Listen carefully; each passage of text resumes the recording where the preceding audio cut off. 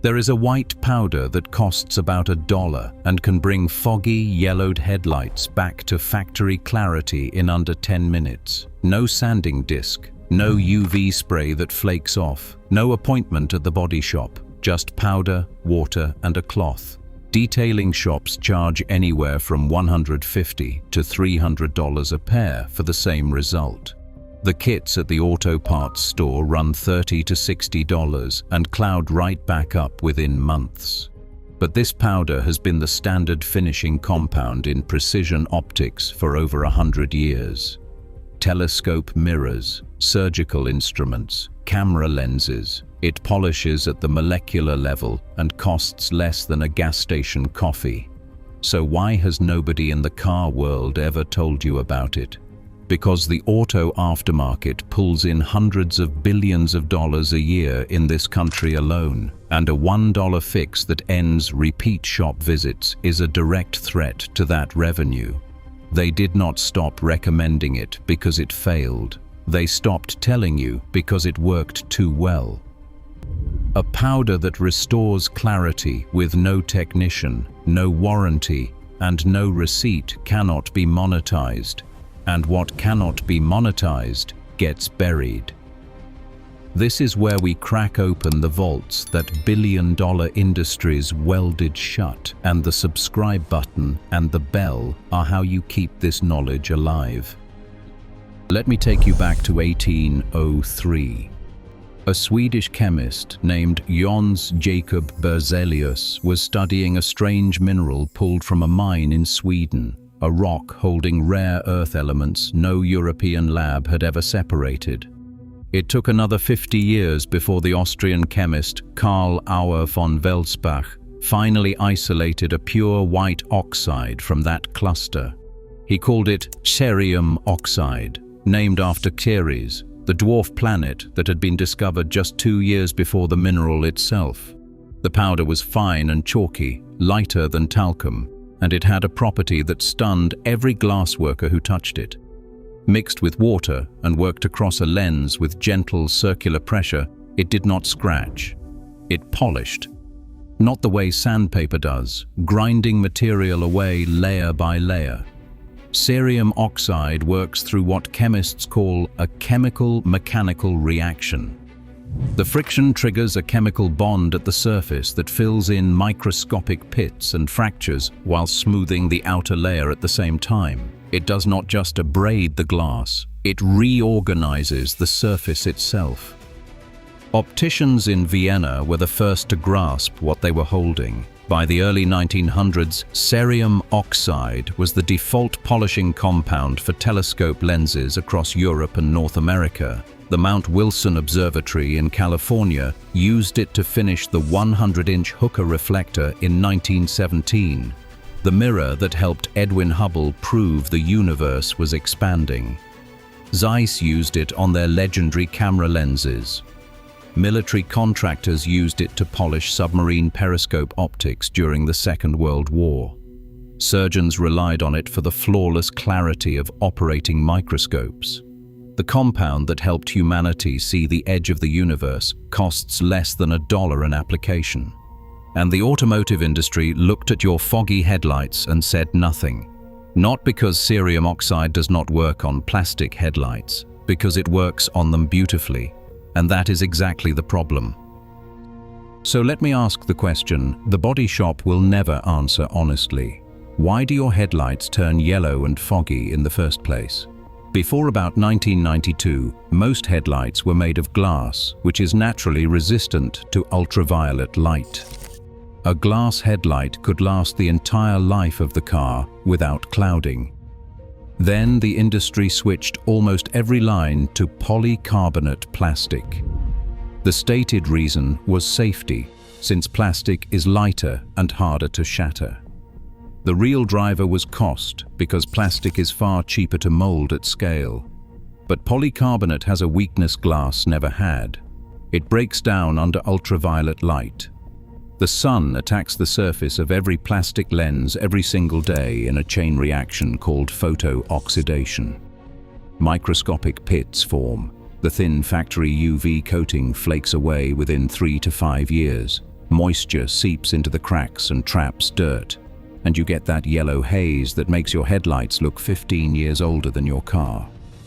And this is not just an appearance problem. A study from the AAA Foundation for Traffic Safety tested vehicles with degraded headlights against new factory lenses. The degraded lenses put out only around a fifth of the light a new lens delivered. That means most of your headlight power is being swallowed by a layer of oxidized plastic thinner than a sheet of paper. The same research found that badly degraded headlights cut nighttime stopping visibility distance dramatically. That is not cosmetic. That is a safety issue that body shops profit from managing instead of solving. And here is the detail the kit makers do not print on the box. The way cerium oxide polishes is fundamentally different from sandpaper. Sandpaper just grinds. Cerium oxide chemically reacts with the surface as friction builds, lifting away the damaged material while leaving a smooth, uniform finish behind. That is why it is trusted on precision optics, where a single flaw ruins the instrument. And that is why a teaspoon of it can make a headlight look like it just rolled off the line. If you have made it this far, you already know more about headlight restoration than almost every car owner and most mechanics. Take a second to subscribe and share this with someone still paying $200 for a fix that costs about $1. Now stay with me, because this next part is the one the aftermarket would rather you never hear.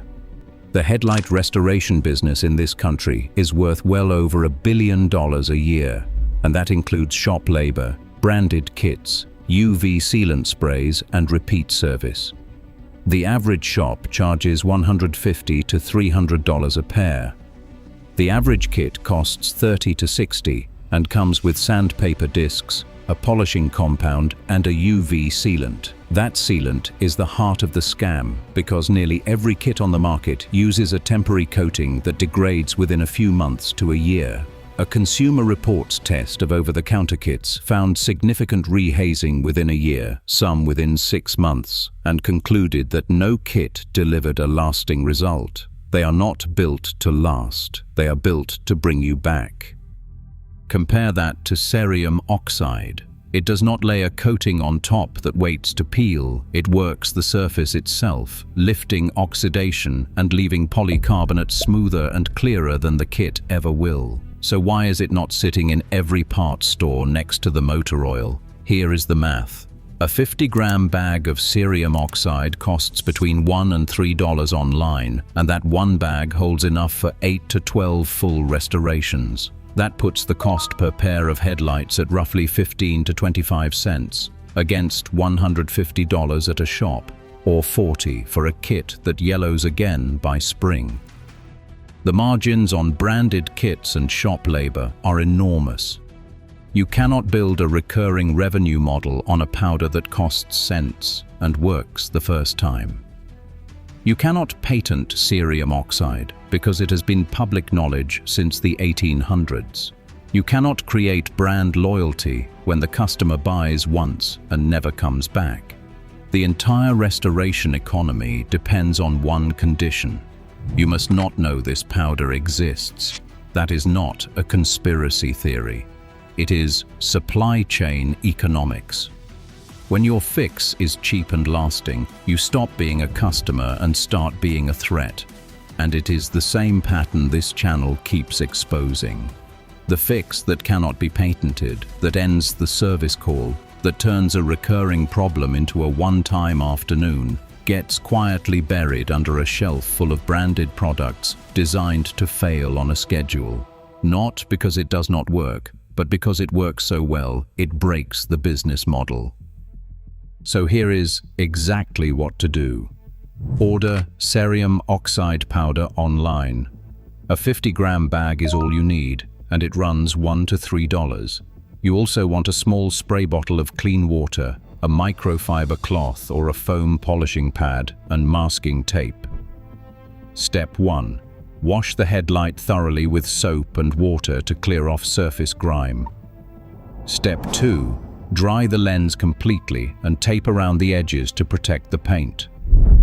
Step 3. Mix 1 tablespoon of cerium oxide with 2 tablespoons of water into a thin paste. Step 4. Load the paste onto the cloth or foam pad. Step 5. Work it into the lens with firm circular motions for 3 to 5 minutes per headlight. You will watch the paste turn from white to a yellowish brown as it lifts the oxidation off the plastic. Step 6. Wipe the residue with a clean damp cloth and check the lens. If any haze remains, apply a second pass for another 2 or 3 minutes.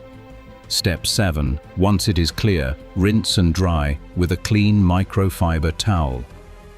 Now the step that actually decides how long this lasts, so do not skip it. After polishing, seal the lens with a thin coat of automotive clear coat or a dedicated UV sealant. Bare polished polycarbonate will slowly oxidize again under the sun, just more slowly than before. So the seal is what locks in your work and stretches the result from months into years. The polishing is what makes it clear. The sealing is what makes it stay. Total time is under 15 minutes for both headlights. Total cost is a couple of dollars. Total result is clarity a shop would charge you $300 to deliver. A mechanic posted a before and after that made the rounds online. One headlight untreated, yellow and almost opaque, the other polished with cerium oxide for about 4 minutes. The difference looked like a 20-year gap on the same car. People who tried it reported the same, and those who sealed afterward said their lenses stayed clear for a couple of years before needing another quick pass.